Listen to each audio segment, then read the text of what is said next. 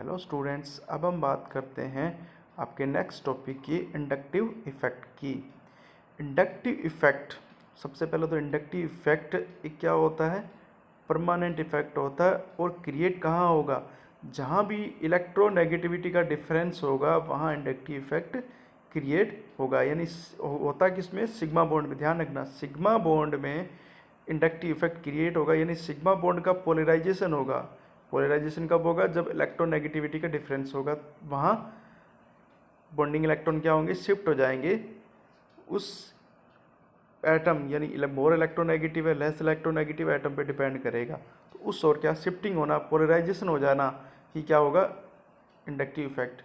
और ये पोलराइजेशन किसके कारण होगा, या तो इलेक्ट्रॉन विड्रॉइंग ग्रुप होगा या इलेक्ट्रॉन डोनेटिंग ग्रुप पे होगा। उन्हीं के कारण ये क्या होगा, इसका जो बॉन्डिंग इलेक्ट्रॉन इसका क्या होगा, एडजस्टमेंट होगा। ठीक है, इसे बोलते हैं हम इंडक्टिव इफेक्ट। इंडक्टिव इफेक्ट एक श्रृंखला में काम करता है। जैसे अगर हम देखें तो ये क्लोरीन, इस मोर इलेक्ट्रॉन विड्रॉइंग ग्रुप होता है ये, ठीक है।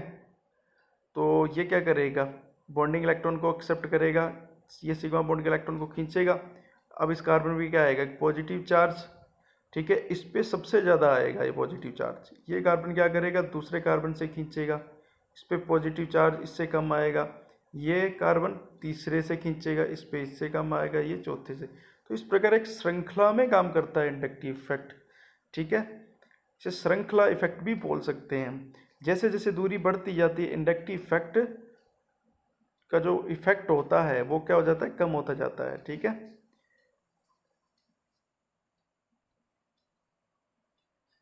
Salient features of inductive effect, यानी इंडक्टिव इफेक्ट कैसे क्रिएट होता है, कहाँ होता है, इसको देखते हैं हम। इंडक्टिव इफेक्ट इलेक्ट्रोनेगेटिविटी डिफरेंस से जनरेट होता है, ठीक है। दो एटम के बीच सिग्मा बॉन्ड होता है, उनकी इलेक्ट्रोनेगेटिविटी डिफरेंट होती है, तो वहाँ जनरेट होगा, ठीक है। और कहाँ काम करेगा, केवल सिग्मा बॉन्ड में काम करता है। जैसे जैसे दूरी बढ़ती जाती है, इसका जो मैग्नीट्यूड होता है इंडक्टिव इफेक्ट, इसका जो इफेक्ट होता है वो कमज़ोर होता जाता है। परमानेंट इफेक्ट होता है, हमेशा जनरेट होगा, ठीक है। जहाँ भी एटम जुड़ेंगे वहाँ इंडक्टिव इफेक्ट जनरेट होगा, ठीक है। और ये कंपाउंड की फिजिकल और केमिकल प्रॉपर्टीज को क्या करता है, इफेक्ट करता है। तो ध्यान रखना, परमानेंट इफेक्ट है, मैग्नीट्यूड दूरी से कम होता जाता है, सिग्मा बॉन्ड में क्रिएट होगा और इलेक्ट्रोनेगेटिविटी के डिफरेंस से जनरेट होता है।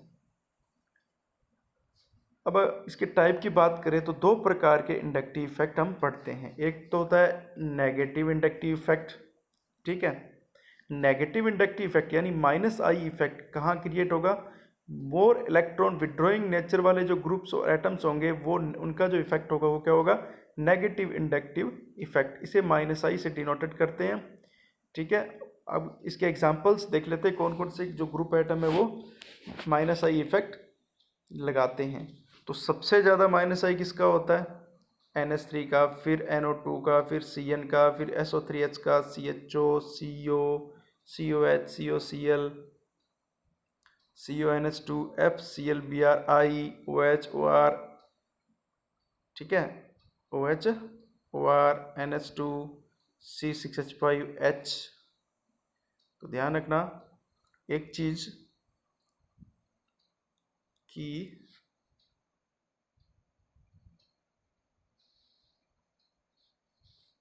OR का इंडक्टिव इफेक्ट क्या होता है, ज़्यादा होता है OH से। तो ये चीज़ ध्यान रखना यहाँ।